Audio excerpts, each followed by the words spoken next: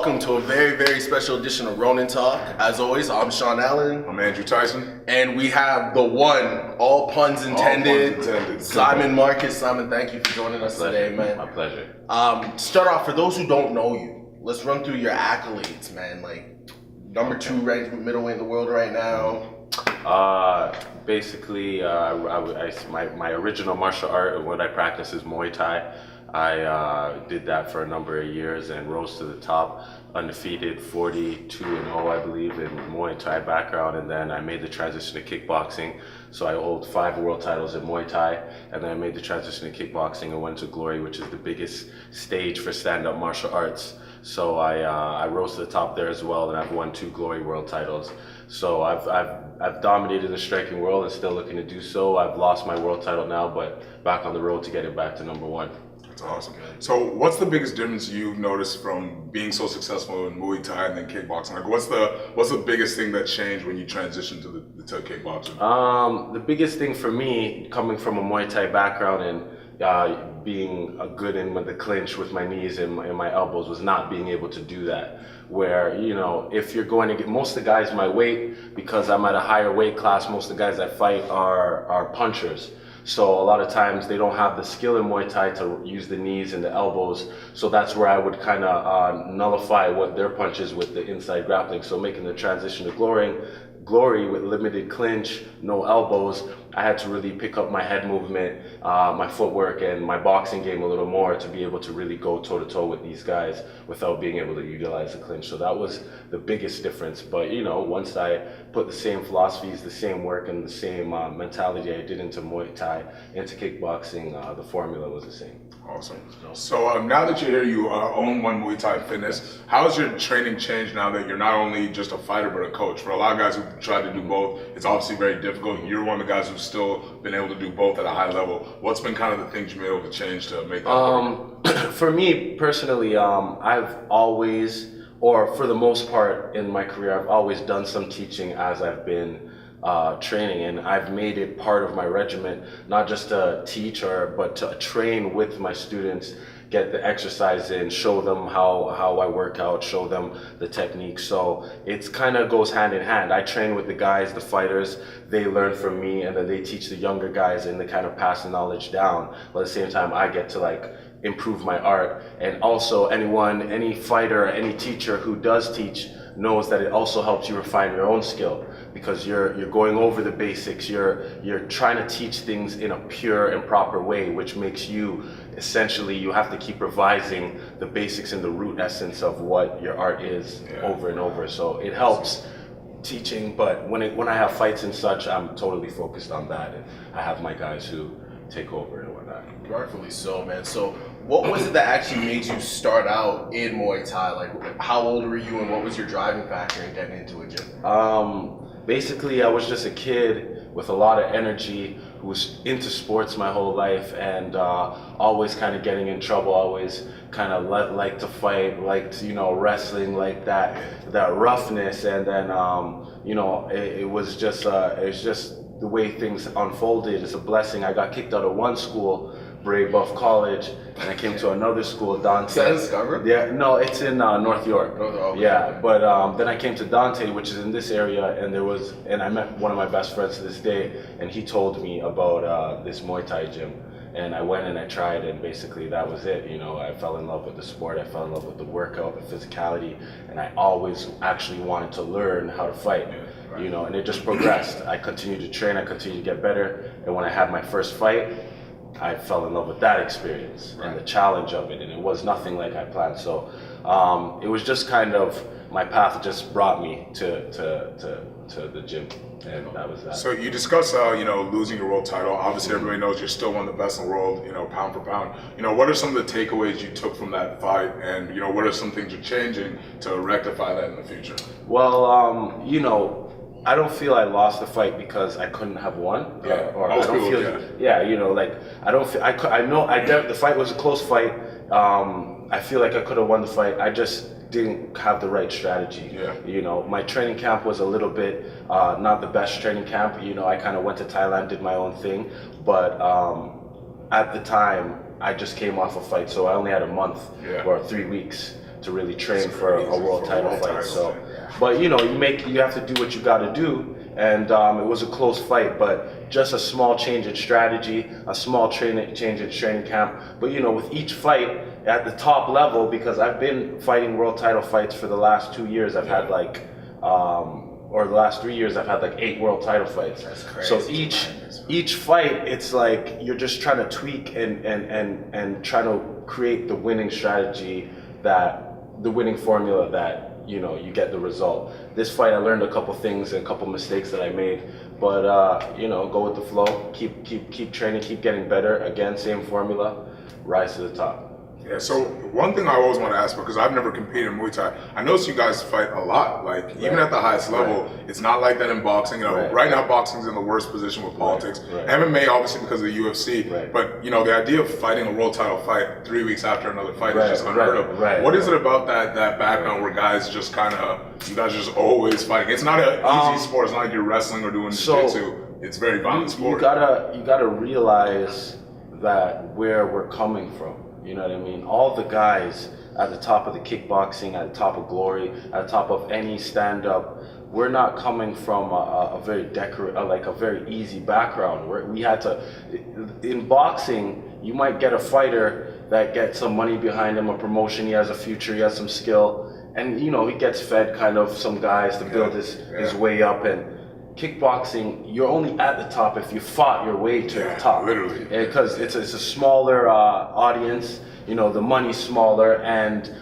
you're doing it because you love it. So these guys at the top are there because they grinded their way through everybody there was to get there. So we kind of already have a background that's kind of used to just doing what we got to do, whether it's taking a fight on short notice, whether it's fighting a bigger guy, whatever it is, right? So we're have a little bit more of a grimier mentality to just get it. You know what I mean? When it comes to like kickboxing, Muay Thai, it's just opportunities don't come all the time. When you get an opportunity, sometimes you just got to take it. So that's where you see guys fighting a lot, trying to make more money. You know what I mean? It's not like boxing where you're making $1 million or $2 million a fight and you can sit down for half the year. You know, we got to work. So that's where it really comes from. And you know, the way our culture is to be tested. You know, we don't have a champion that just kind of picks and chooses. No, you got to fight the best constantly. That's just the culture. It's a little bit different, but you know, we could see a change with branding and with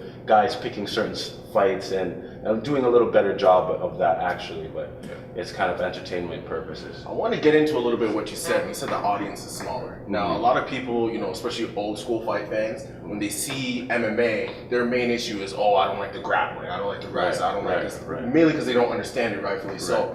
Why do you think kickboxing and Muay Thai, which are all stand-up, which is what everyone wants to see, doesn't get the recognition and notoriety it should, especially with that crowd? Right, well, personally, I think, you know, we come from a very respectful martial art. We come from a very traditional martial art, and with Muay Thai, it hasn't really picked up here because I think the tradition is too grounded. That the North American way of wanting to see, you know, rivalry and smack talk and all that, it's not as exciting to see two guys hug after the fight. It could be the greatest fight, but if there's no drama around it, there's no storyline.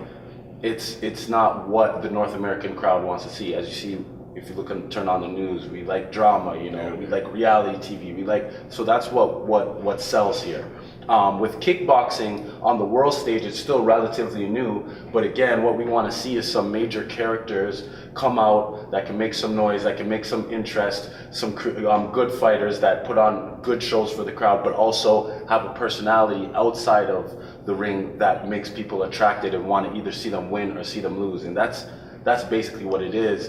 And at this point of the game, a lot of these guys from Europe, a lot of the fighters, there's not too many fighters from North America that are articulate, can even speak well, but they just don't have that excitement outside the ring on camera. So, you know, we'll get some guys doing that kind of stuff. Guys like myself, where we can get more profiled, get people more of a look into our lives, and get a more of a following in, and I'm sure it will pick up.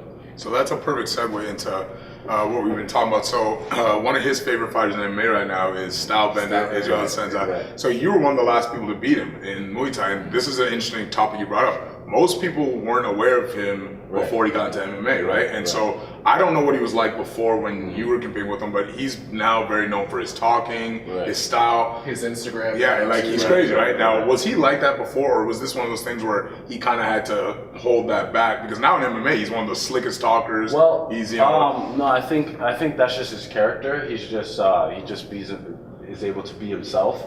You know, of course, now he has a little more spotlight. He's able to more shine on it more, let it out there and make money off of it. Promote it. Yeah, exactly. Because people are watching, people are listening, people are looking. So now it's time to really put on. But that's always been, from as long as I know him, his personality, outgoing guy, outspoken guy, flashy, good technique, very excellent fighter. So it's his time right now. So he's getting all the spotlight. Yeah. So, because like with a guy like him, you had a solid win against him, and so when you see something like that, when you watch his fights, have you ever got to watch his fights? What are you seeing that he's able? Because this is, he's a big deal right now. Right. He's one of the guys that people believe can be, especially believe can be a world champ. Right. What are you seeing that he's able to capitalize on against a lot of these guys in MMA that they're just not able to catch up as of now? Well, it comes back to the experience factor and like the roots. Like when I fought him, when I beat Stylebender, he was undefeated and I was undefeated, and we fought actually in a kickboxing tournament. But at the time when I fought him, I think he was living in China for like 8 months, and he had fought like 12 times in the 8 months. You know what I mean? So he was just on a roll, and he was sharp. Right? I mean, I had to grind out that fight actually, but that's what I'm saying. His skill matched with his experience and the guys and the level of stand-up that when it comes to stand-up fighting against these other UFC guys, it's not really a comparison, with the best kickboxers, the best strikers in the world. He looks comfortable. That's one thing he's very that we comfortable, see, and his style is very, it's kind of like a technical style where he's not just brawling, but he's using his brain. Picking his shots. He has his range. He knows what he's doing, and he's stopping guys from taking him down, which is the main thing as a stand-up fighter. So, it's it's the experience and the skill. Now, one thing me and you had talked about, because we did some training, was how you're trying to improve your hands. Correct. So when you see a guy like him, it seems, and the little bit I've seen, it seems like he's been focusing on his hands a lot. Right. When you see that, what are some of the things that now you're doing as leading into your fights? Because you're a powerful guy. Everyone knows your kicks are ridiculous. Right. The scariest thing for a lot of these guys would be if your hands get to the level of your kicks, right? So what are you doing to kind of get those things to that level? Because when you're an athlete like that, it's scary when you're able to add that into your repertoire. For me right now, it's really about kind of structuring my training to mix it up with guys who are at a high level in boxing. I'm a very quick learner. As long as I'm rubbing shoulders, I'm training my boxing, and I'm continuing to learn at a high level, I'm gonna match and start to catch up. So it's just a matter of time, putting the hours in, just like kickboxing, just like Muay Thai. It's new, it's relatively new. I've really been only started actually just boxing training the last year or two. You were at Mayweather's, correct? Yeah, I went down there. So is that going to be a new trend for you? Definitely. When I have time, I mean, I have a really busy schedule, but if I have time before a fight, I can go down there and get some training in with those guys. Definitely, it's always good to go different places and take what you can from anywhere you can as a martial artist and as a fighter. So well, we really appreciate you opening your doors to us. Tell the people about more about the gym and how to contact you and how to what you guys are doing, because it's an amazing family environment that you guys have built here. Well, this is the One Muay Thai Fitness. Opened it 1 year now.